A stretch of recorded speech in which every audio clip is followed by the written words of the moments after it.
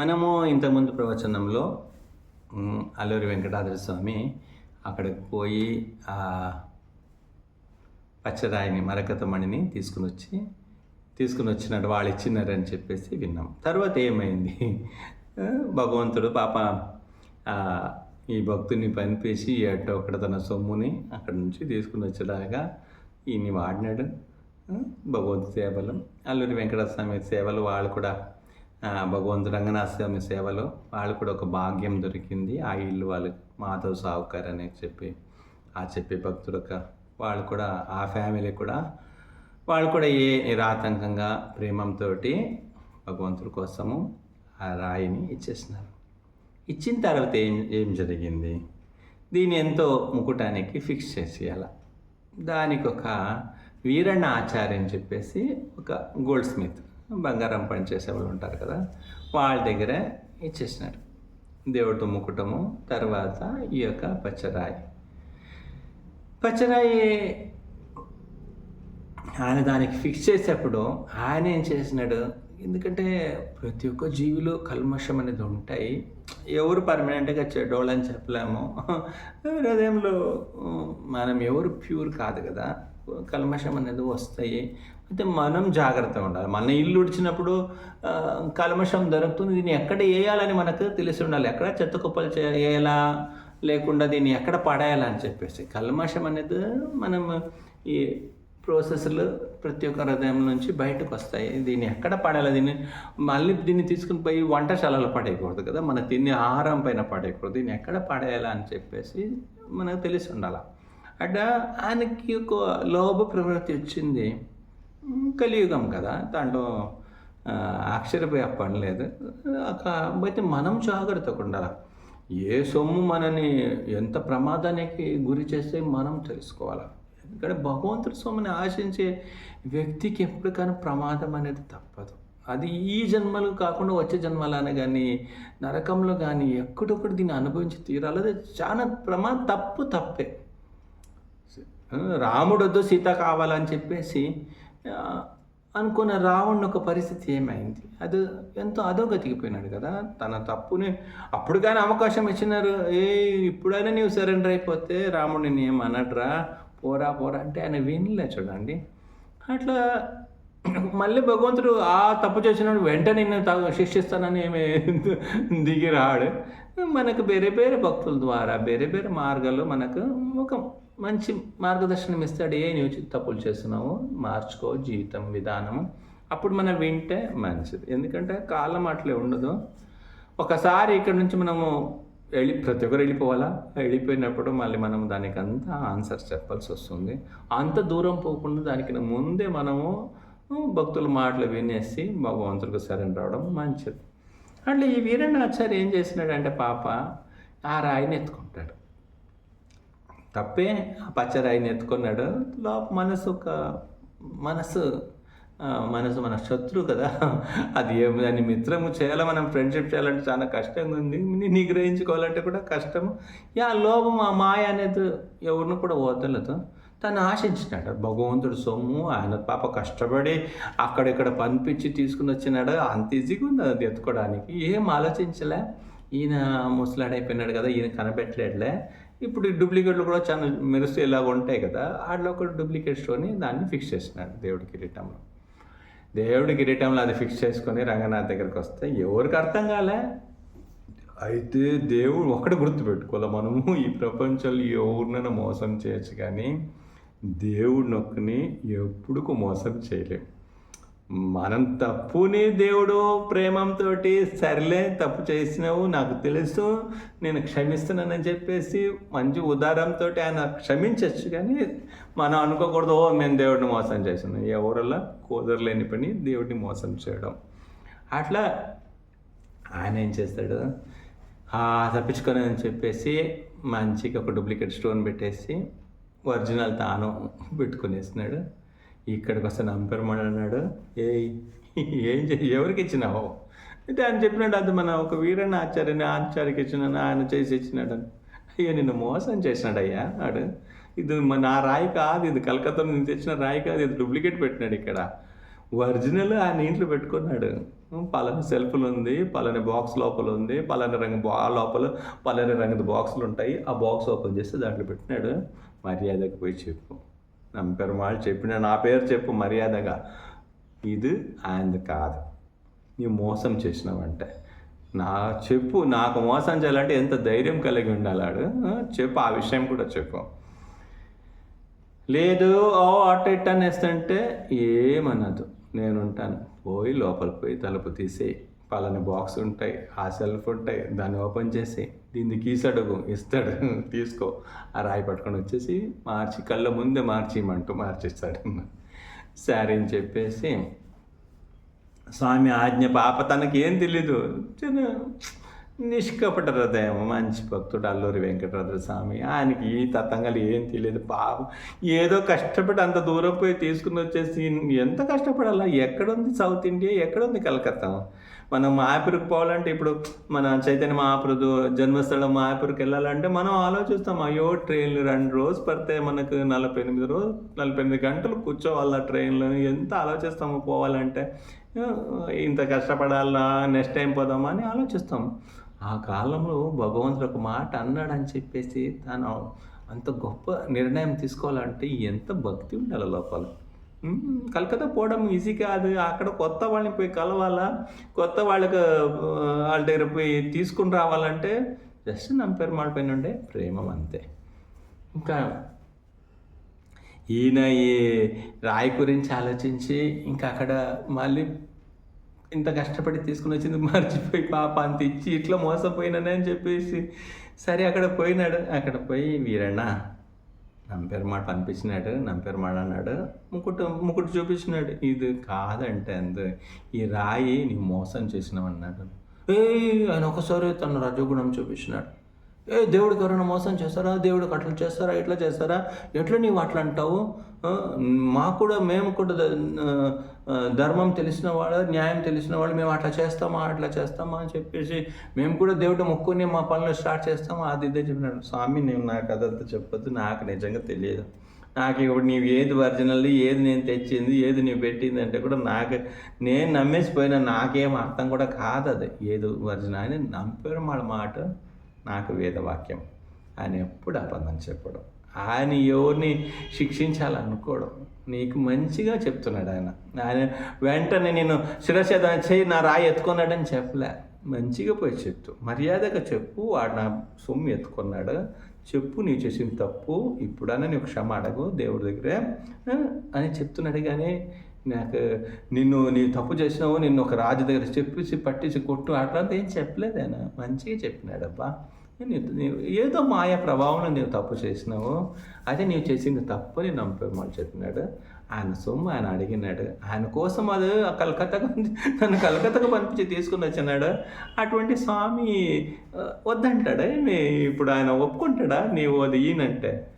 తప్పకుండా ఒప్పుకోడు. ఆయన సొమ్ము ఆయన ఎట్లనో తీసుకుంటాడు. మనము ఆయన శిక్షించే ముందు మనమే శరణాగతులైతే మనకు మంచిదే కదా. కొద్దిగా ఆయన ప్రచారం చేస్తాడు. ఏం శరీరం శాశ్వతం అనుకున్నావా? మనం ఎట్టో ఒకటి సంపాదించి మనము ఇట్లా మోసం చేసి బతకాలనుకున్నావా? ఇది ఎవరు చూసేవాళ్ళు లేదనుకున్నావా? లేదబ్బా, ప్రతి ఒక్క దానికి ఒక సింగిల్ పైసకు కూడా మనం ఆన్సర్ చెప్పాలా? మనం చేసిన చిన్న చిన్న తప్పులు కూడా మనం ఆన్సర్ చెప్పాలా? అంత కష్టపడి ఆ యమన దూతుల దగ్గరే మనం ఆ వద్దాడెక్కిన మర్యాదగా ఆయన నామం జపం చేసుకునేసి ఆయనకి శరణాగతులు అయిపోతే ఎంత మంచిగా బతకచ్చు. దాన్ని వదిలేసి నీవు ఇట్లా బతకాలనుకున్నావు, అది కూడా దేవుడి సొమ్ముని అపారించి సుఖంగా ఉండాలనుకున్నావా? ఇంతకుముందు దేవుడి సొమ్ము అపారించి ఎవరన్నా సుఖంగా బతికిన వాళ్ళు ఎవరన్నా ఉన్నారో చెప్పు. దేవుడికి ఇచ్చి సుఖంగా బతికిన వాళ్ళు ఉన్నారా? బలి మహారాజు లాంటి వాళ్ళు చూడు, ఇచ్చేసి ఎంత ఆనందంగా వాళ్ళ ఇంటి కాస్తున్నాడు అక్కడ వామనదేవుడు. తన సర్వస్వం అర్పించిన వాళ్ళు ఎంత సుఖంగా బతుకుతున్నారు చూడు. భగవంతుని సొమ్ముని దోచుకోవాలనుకున్న వాళ్ళు ఎన్ని కష్టాలు పడ్డారు చూడు, ఎన్ని ఇబ్బందులు పడినారు. కానీ తర్వాత అనగానే చూడు, ఆ జామవంతుడు చూడు, ఆ మణినిచ్చినాడు, తన కన్యామణి తన కూతుర్ని కూడా దేవుడికి ఇచ్చినాడు. అట్లా అన్నీ తన తప్పుని తెలుసుకొని ఇచ్చేసి దేవుడి సొమ్ము దేవుడికి ఇచ్చేసి మన ఆనందపడాలప్ప. మనమేం పట్టుకుంటూ వచ్చినావు చెప్పు? ఏం పట్టుకొని రాలేదు. ఇక్కడ శాశ్వతంగా ఉండేది దేవుడు ఒక్కటే. మనమంతా టెంపరరీ. మన ఇల్లు, మన బంధువులు, మన సొత్తు ఏముండ కూడా ఇదంతా శాశ్వతం కాదప్ప. ఇట్లాంటి ఆలోచన ఎప్పుడు పెట్టుకోవద్దని చెప్పేసి కొద్దిగా ప్రచారం చేసి ఆయనకు రియలైజ్ అయిపోయింది తను చేసిన తప్పు. ఇంకా అటు మాట్లాడితే ఫస్ట్ చెప్పినాడు కదా, మీరు అట్లా ఎవరైనా చేస్తారా, ఇట్లా ఎవరైనా చేస్తారా అని చెప్పేసి ఇంకా దేవుడు మొత్తం డీటెయిల్ చెప్పినాడా? లేదు, ఇప్పుడు ఇంకెప్పుడు ఇట్లా చేయొద్దు అని చెప్పేసి లోపలికి పోయేసి దేవుడు చెప్పినట్లు ఆ బీరో ఓపెన్ చేసి ఈ బీరో ఓపెన్ చేసి దాని లోపల డబ్బా ఈ డబ్బా ఈ డబ్బా ఓపెన్ చేసి ఆ పచ్చడాయిని కనిపెట్టినాడు. అరే దేవుడు ఇంత తన పైన కరుణ చూపించినాడు, ఒక విధంగా తన పైన కృపతోటి కూడా ఇంత ఒక మాట చెప్పేసి తీసుకున్నాడే. దేవుడు ఒకవేళ తీసుకోలేకపోతే ఇట్లా చెప్పేసి ఎంత పెద్ద అపరాధి అయి ఉంటాను నేను, నాకు ఎన్ని జన్మల లక్షల జన్మల దేవుడు సొమ్ము అపహరించిన వాళ్ళు, బ్రాహ్మణుల సొమ్ము అపహరించిన వాళ్ళు లక్షల జన్మల మాలలు పురుగై పుడతారని భాగవతం చెప్తుంది. అయ్యో ఆ పెద్ద ఒక పాపం నుంచి నన్ను తప్పించుకున్నాడు, ఆ పెద్ద శిక్ష నుంచి నన్ను కాపాడినట్టు కదా అని చెప్పేసి ఆయన ఏం చేస్తాడు, ఈ అల్లూరి వెంకటాద్రి స్వామికి శిష్యుడిగా మారిపోతాడు. తన అపరాధాన్ని తెలుసుకునేసి తన క్షమ అడిగి తన అపరాధానికి పాశ్చాత్తాపంగా పూర్తిగా ఈయనకి సరెండర్ అయిపోతాడు. ఇంకా ఆ రాయి తీసుకుని వచ్చేస్తాడు. మంచి రాయి దొరికింది, ఆ రాయి దొరికింది. మళ్ళీ నంపారు, వాళ్ళు ఇచ్చినాడా? ఇచ్చినాడు స్వామి, తాను ఇచ్చినాడు, తన శరీరం కూడా మీకు అర్పించినాడు, తన మీ సేవ కోసం మళ్ళీ ఉండిపోయినాడు, ఇంకెప్పుడు ఇట్లాంటి తప్పులు చేయడు, ఆయన క్షమించాలని చెప్పేసి అంపెరుమాళ్ ఒక మాట అంటే, పర్లేదు అప్ప, జీవి కదా, ఏదో కూడా చేస్తాయి భౌతిక ప్రపంచాలు, నీవు క్షమించమంటే నేను వదులుతానేమో, నీవు ఎప్పుడో క్షమించంటే నేను అప్పుడే క్షమించినాను, ఆయన క్షమించినానని చెప్పేసి దేవుడు అన్నాడు. తర్వాత ఈయన ఈ అల్లూరి వెంకటాద్రి స్వామి ఆయన శిష్యుడిగా స్వీకారం చేస్తాడు. తర్వాత ఈ రాయిని భగవంతుని యొక్క ముకుటంలో దాన్ని ఫిక్స్ చేస్తాడు. మీరు చూసి ఉంటారు కదా ఇంతకుముందు, ఆ ముకుటంలో ఆ పచ్చరాయి మధ్యలో ఉండే ఆ పచ్చరాయిని ఆ అల్లూరి స్వామి మనము చూడొచ్చు అన్నమాట. పాండ్యన్ కొండే అంటారు దీన్ని, ఈ ముకుటాన్ని. ఆ పాండ్యన్ కొండేలో ఇప్పుడు కూడా మనం ఆ పచ్చరాయి ఎట్లా మాధవ్ సాహుకార్ నుంచి అల్లూరి వెంకటాద్రి స్వామికి, అల్లూరి వెంకటాద్రి స్వామి నుంచి వీరన్నాచారికి, వీరన్నాచారి నుంచి తర్వాత మళ్ళీ నంపెరుమాళగా ముకుటంలో అది ప్రవేశపెట్టింది, వచ్చేసింది. ఇప్పుడు కూడా మనం చూడవచ్చు ఫెస్టివల్ టైంలో. ఇప్పుడు కూడా అల్లూరి వెంకటాద్రి స్వామి ఆవిర్భావం వస్తాయి కదా, తిరుభావస్తంలో స్వామి ఇచ్చిన మొత్తం అల్లూరి వెంకటాద్రి స్వామి ఏదైతే ఇచ్చినాడో అన్ని ఆభరణలు ఆయన ఇచ్చింది మాత్రం వేసుకుంటాడు స్వామి, ఇంకా కొత్తది ఒకటి వేసుకోవడం. అప్పుడు మనం చూడవచ్చు ఎన్ని రకాల మాలలు చేసి ఇచ్చినాడు. మీకు ఏదైతే మనం ఫోటో ఇంతకుముందు చూపించినాం కదా, దాంట్లో అన్ని నగలు వచ్చేసి అల్లూరి వెంకటాద్రి స్వామి చేపించినది మొత్తం. ఆ మకరంగట్టి మాల, ఆ పెండెంట్, విమాన పథకము, దాంట్లో భూదేవి, శ్రీదేవి, రంగనాథ్, తర్వాత స్టెప్స్ ఉండే ఒక మాల, తర్వాత మకరగంటి మాల, చేతులు ఉండే బ్యాంగిల్స్, దాంట్లో పెండెంట్, ఆ వజ్ర కిరీటము, అన్నీ జస్ట్ ఒక సరళమైన భక్తుడు దగ్గర భగవంతుడు అడిగి చేపించిన ఆ వస్తువులు. సో అట్లా చేసి తర్వాత ఈ ఆచార్య కూడా దొరికినాడు పక్కనే ఫ్రీగానే. ఇంకా అన్ని సేవలు ఆయన శిష్యుడైనాడు కదా, ఇంకా దేవుడికి ఏమేమి అడిగితే ఆయనకి చెప్తే చాలు. ఆయన కూడా మంచి తప్పు అయిన ఒక భావన ఉంది, తప్పును ఒప్పుకున్నాడు. తర్వాత ఇంకా దేవుడు నన్ను ఎప్పుడు నన్ను కోపంగా చూడకూడదు అని తాను కూడా వెంకటాద్రి స్వామి చెప్తే చాలు, తాను కష్టపడి ఇది ఎట్లా చేస్తే అందంగా కనిపిస్తుంది, ఎట్లా చేస్తే బాగుంటాయని చెప్పేసి ఇంకా కష్టపడి ఆయన కూడా దాంట్లో ఆయన కూడా హార్డ్ వర్క్ చేసి ఆ అల్లూరి వెంకటాద్రి స్వామికి కలిసి మంచిగా ఆయన మంచి ఆభరణాలు స్వామికి చేసినాడు. అదే అడిగినాడు అన్నారు కదా, ఈ మాల తర్వాత ఒక మకరగంటి మాల అడిగినాడు. సర్లే స్వామి చేసిస్తాను. ఇంకా నాకు చేతికి ఒక బ్యాంగిల్స్ ఇట్లా అవేస్తాం, నేను పైకి ఇట్లా లేపుతానా, ఇక్కడ కొద్దిగా ఖాళీ కనిపిస్తుంది, అక్కడ కడియాలు కావాలి, సరే ఒక కడియాలు, అక్కడ ఒక చిన్న పెండెంట్ ఉంటే బాగుంటుంది, ఇప్పుడు మోడల్ అది ఒక డిజైన్ కొంటే మంచిగా ఉంటాయి, సరే ఇంకా ఇట్లా కావాలి అట్లా కావాలని చెప్పేసి అన్ని రకాల మాలలు, అన్ని రకాల ఆభరణాలు తాను వెంకటాద్రి దగ్గరే చేపిస్తున్నాడు. అది ఒక భక్తుడికి అనుకోదు దేవుడు ఇప్పుడు మాట్లాడని చెప్పేసి భగవంతుడు నిరూపిస్తున్నాడు. ఇట్లాంటి భక్తులు నాకు రావాలి కానీ నేనెందుకు మాట్లాడకుండా ఉంటాను. నాకు అట్లాంటి సర్వస్వం నాకు అర్పించే వాళ్ళకి కావాలా. మనసు, బుద్ధి ప్రతి ఒక్కటే మానస దేహో గేహో చూసుకుమార. మనదనేది ఏముందా? మనదనేది ఏముందా? అది సర్వస్వం భగవంతుడికని అర్పించే భక్తుల్ని చూసినప్పుడు భగవంతుడికి మాట్లాడాలనిపిస్తాయి. ఇది దేవుడితో కూడా నాకు కావాలని చెప్పేసి మోసం చేయాలనుకునే వాళ్ళకి దేవుడు తప్పించుకొని తిరుగుతారు. వాళ్ళ కళ్ళకు ఎప్పుడు కనపడ్డం ఆట. ఆ విధంగా మనము వెంకటాద్రి స్వామి వచ్చేసి అన్ని రకాల మాలలు, అన్ని జ్యువెల్స్. ఇప్పుడు కూడా ఆయన ఒక తిరుపవసం జరిగినప్పుడు స్వామి తన మందిరం నుంచి, రంగనాథ్ టెంపుల్ నుంచి అక్కడ ఆయన తిరువరస్ అంటారు. ఎక్కడైతే ఆళవందార్ యమునాచార్య సమాధి ఉంటుందో దాని బ్యాక్ సైడ్ ఆయన అల్లూరి వెంకటాద్రి స్వామిది సమాధి ఉంటాయి. అక్కడ ఆ సమాధి ఇక్కడ ఇప్పుడు కూడా ఏనుగుతోటి మంచి గౌరవం స్వామి కనిపిస్తాడు. మర్యాద అంటే బట్టలు, తర్వాత నంపెరుమాళ్ళ శేషమాల, ఆయన వేసుకున్న మాలలు, నైర్మల్యము, తర్వాత ప్రసాదము, ఇదంతా స్వామి ఇప్పుడు కూడా కనిపిస్తాడు. ఇప్పుడు కూడా అది ఎక్కువ ఫిబ్రవరి మంత్లో ఉంటాయి ఆ ఫెస్టివల్. నంపెరుమాళ ఆ ఫెస్టివల్ ఆయన డిసపిరెన్స్ డేకి అంటే తిరుపవసంలో ఇవన్నీ వస్తువులు ఆయన భగవంతుడు ఎక్కడ కూడా ఎవరిని మర్చిపోలే. ఒక చిన్న సేవ చేసిన ప్రతి ఒక్క వ్యక్తిని కూడా గుర్తుపెట్టినాడు. అన్ని వస్తువుల్ని ఇప్పుడు కూడా అక్కడ కనిపిస్తాడు. ఆయన చేసిన సేవకు గుర్తుగా ఇప్పుడు కూడా ఆయనకి ఎవ్రీ ఇయర్ ఆ ఏనుగుతోటి, ఆ ప్రొసెషన్ తోటి అక్కడికి వస్తుంది. మనం అది ఇప్పుడు కూడా చూడవచ్చు. మీరు ఎప్పుడైనా శ్రీరంగం వచ్చినప్పుడు తప్పకుండా వెళ్ళండి. అల్లూరి వెంకటాద్రి స్వామిది సమాధి కూడా దర్శనం చేసుకోండి. ఈ చెన్నై నుంచి భక్తులు వస్తారు ఎక్కువ. వచ్చిన వాళ్ళు అక్కడ కీర్తన చేసుకుంటారు ఆయన తిరుపవోత్సవం సందర్భంలో. తర్వాత అక్కడ ముందుగా ఆళవందార్ద తిరువరస ఉంటుంది. అది మీకు ఈ యాత్రి నివాసకు పోయే దారి అంటే వడకు వాసలు అంటారు. అమ్మవారి టెంపుల్ నుంచి యాత్రి నివాసకు పోయే దారుల మీద పోయినప్పుడు అక్కడ మనకు మధ్యలో ఉంటాయి. యాత్రి నివాస్ కింద ముందే దొరుకుతుంది. అమ్మవారి టెంపుల్ నుంచి మనము యాత్రి నివాసకు పోయే దారిలో మధ్యలో అది ఉంటుంది. ఆళవందారు పడిదొర అంటారు ఆ ఏరియాని. ఘాట్ ఉంటుంది అక్కడ స్నానం చేసుకోవడానికి. కావేరి నీళ్ళు ఉన్నప్పుడు అంటే నార్త్ కొల్లిడం అంటాము. నార్త్ కావేరి అది, దాన్ని ఇక్కడ కొల్లిడం అంటారు. ఆ కొల్లిడంలో, ఆ కొల్లిడ తీరంలో మీరు యమునాచార్య సమాధిను, తర్వాత దాని వెనకాల అల్లూరి వెంకటాద్రి స్వామి సమాధిను మనం అక్కడ చూడవచ్చు. తర్వాత ఇంకా ఇక్కడికి ఆపలేదు, అంత ఏజ్ అయింది.